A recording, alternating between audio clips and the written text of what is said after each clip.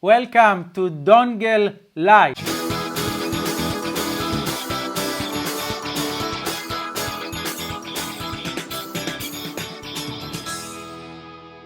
I am holding here the brand new 16-inch $5,000 MacBook Pro. This is the top tier of MacBook Pros with all the upgrades Apple has to offer. This is the best of the best.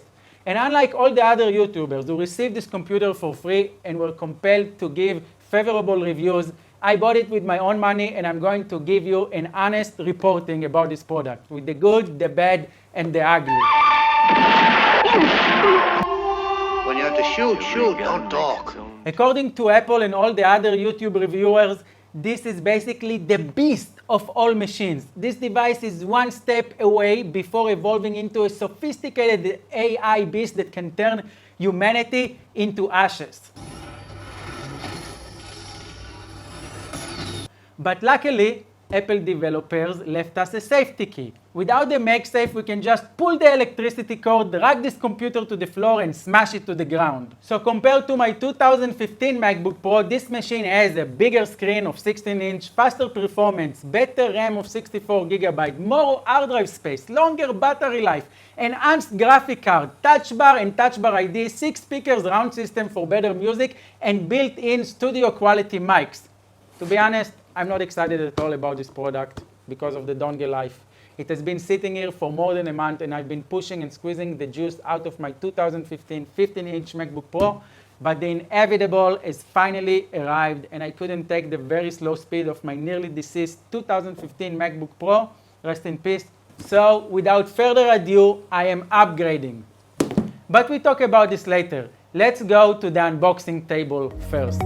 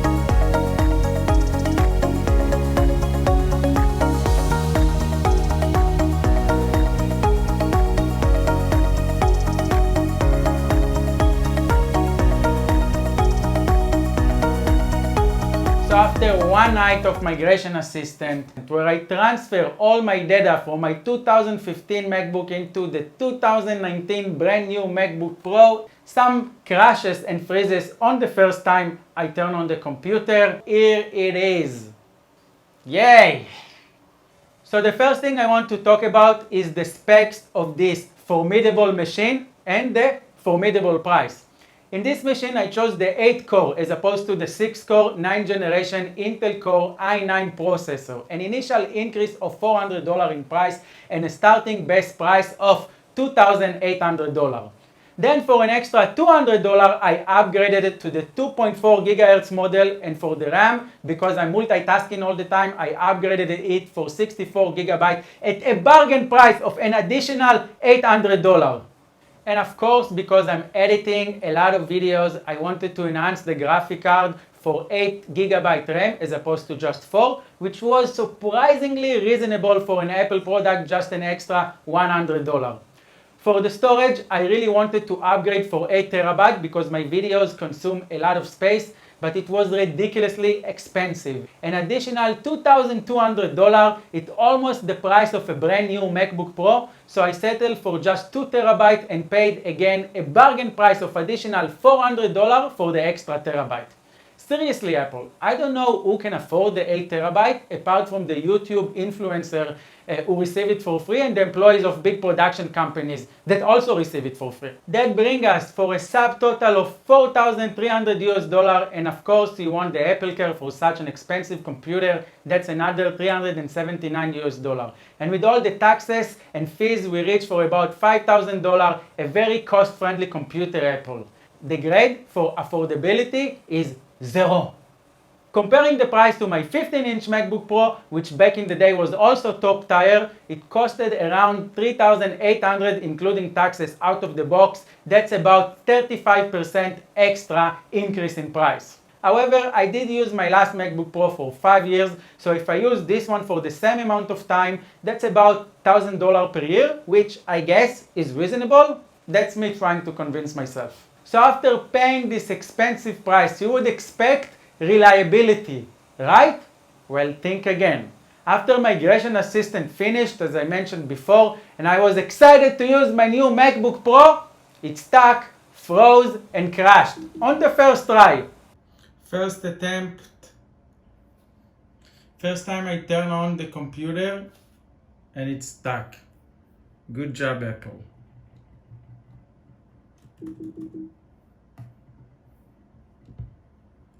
I feel I earned great value for my money, Apple. Thank you very much. In terms of size, the computers are almost identical. The 2019 is a little bit thinner, and it feels more or less like the same weight.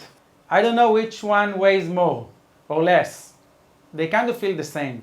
In terms of the extra inch of screen size, I'm not noticing the extra inch as a significant game changer, but the Retina display is surely sharper and better, but I do see myself a lot of the times in the reflections, which is annoying. In terms of the ports and accessibility, the 15-inch 2015 MacBook Pro wins by a big time. And I must say it out loud and clear, the 2019 is a huge downgrade. First of all, why Apple? Why?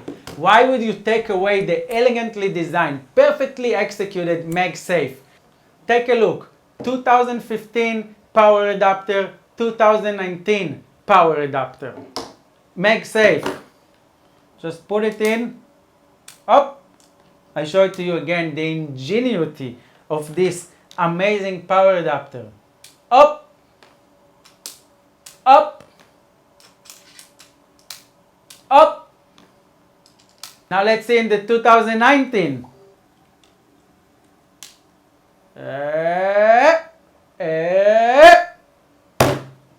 Why, Apple? Why? Now look, same amount of force. Same amount of force. Beautiful, ugly. Safe, dangerous, Apple. Sleek and innovative, very cumbersome and dangerous again.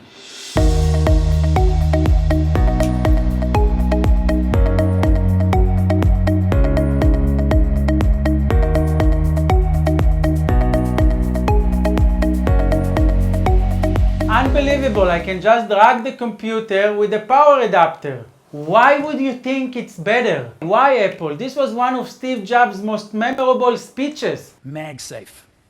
Now, how many of you have ever had your notebook go flying off its work surface when somebody caught your power adapter cord in their foot? Right? Whether it's your pet or your kid or your roommate. Well, this is going to end that. Because the MagSafe connector is a new power adapter that we got with a new connector that's magnetically held in, and when the cord gets yanked, it just pulls right off. It works beautifully.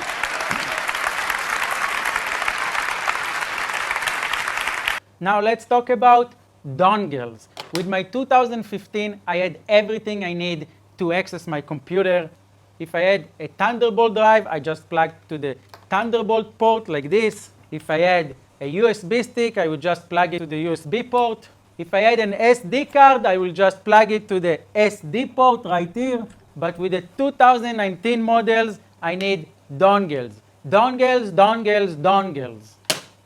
Why, Apple? Why would you limit us, developers and videographers alike, and photographers? Why would you limit us from an easy importing and exporting workflow to our computer? Why would you take it away from us? With my 2015 MacBook Pro, I can just plug my SD card, my USB key, my Thunderbolt hard drive directly to the computer. Now I need dongles for everything. And if you forget the dongles and you can't work unless you buy another one. And what if I am stuck in a city somewhere in the middle of the night, in a village in Vietnam or somewhere in Africa, and I cannot find a place to buy a dongle? Or worse, what if there is a deadly virus out there and I cannot leave the house to buy a dongle? And even if I could leave the house to buy a dongle, I wouldn't have where to buy it because all the shops are closed because there is a deadly virus out there. And then I will need to spend 5 or 6 days waiting for the shipment to come without working because I have no way to import my footage to the computer because I have no dongles. And I have to wait 6 days for the delivery because there is a deadly virus. Very disappointing, Apple, very disappointing. This has just happened because of the loose connection with the SD card. This is why I didn't upgrade my MacBook Pro 2015 for 3 years, because I hoped that Apple developers would understand their stupid mistake and not only bring back the MagSafe, but would also bring back all these necessary ports. The most important is the SD slot. Why, Apple? Why are you so impervious to our basic needs? Sorry guys, I really had to take it off my chest because this topic really pisses me off. The next topic I want to talk about is the speakers. Oh my God, guys, but the 6 speakers sound system are amazing. The sound is just outstanding. It still cannot replace a JBL or Bose external speakers, but for a notebook, it is the best I have heard. It is certainly room-filling, wide stereo sound like you've never heard from a notebook before, quote-unquote Apple. I cannot play it for you because you will not be able to hear the sound, but trust me, the sound quality is superb. The next thing I want to test is the built-in HD camera and microphone. Right now I'm using the built-in camera and mic on the 2019 MacBook Pro. Apple claims that the built-in studio quality 3 mic array rivals professional third-party microphones for creating super clean podcast or music recordings on the go. What do you guys think? How does the audio sound like? And just for comparison, right now I'm using the 2015 MacBook Pro built-in camera and mic. I think it does prove a significant improvement, but what I don't understand is why Apple cannot put a 4K camera like in the iPhone. Still, people are using the computers for podcast and YouTube. We want a good quality 4K camera also on the computer. The next thing I want to talk about is the new Magic Keyboard versus the old Butterfly keyboard.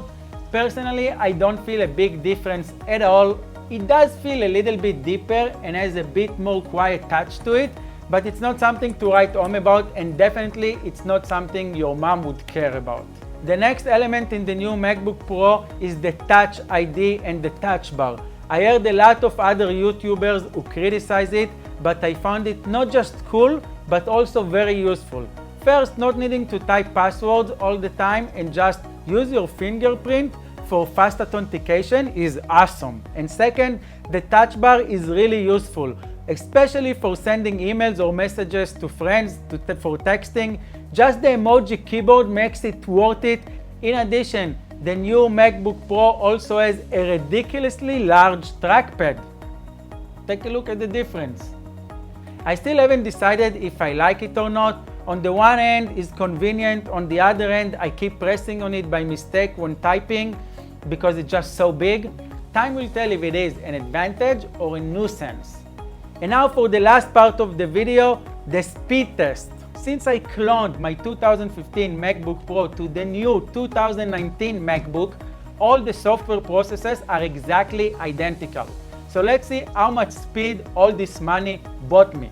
The first test is the power on. 3, 2, 1, start.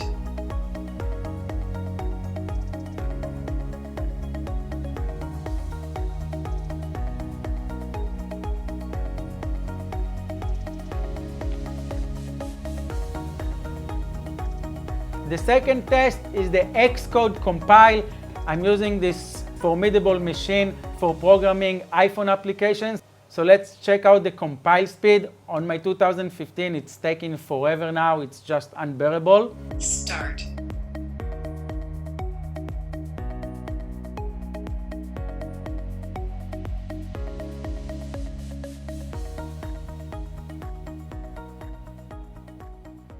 The third test is Final Cut Pro rendering for editing movies. It's taking a while to render. So let's check out the same project. 2, 1, start.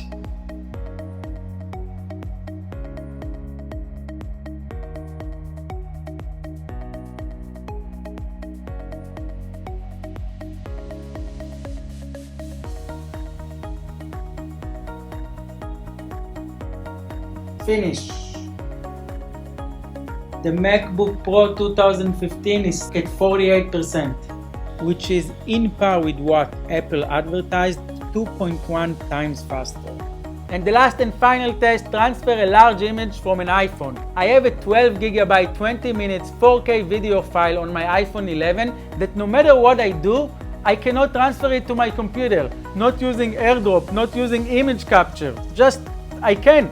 Let's see if the new MacBook Pro resolves this issue, and if it does, it was completely worth the $5,000. That is the ultimate test. And you won't believe it, it worked. The only weird thing is that on the 2019, it showed me that the file is not 12 GB but only 5.8 GB. I have no explanation for this. But I'm happy that I could finally transfer my Muay Thai boxing video to my computer. That's it, guys. I hope you enjoyed this video. Thank you guys for watching, and please subscribe to my channel for cool things to do, for cool travel ideas, adventures, tech reviews like this one if you find it useful. And if you have any other requests for videos, comment them below. I forgot to say, I think Dan Brazilian should really buy a diamond from me for one of his beautiful women as a gift. They do so much for him, he should pay back. If you agree, comment below.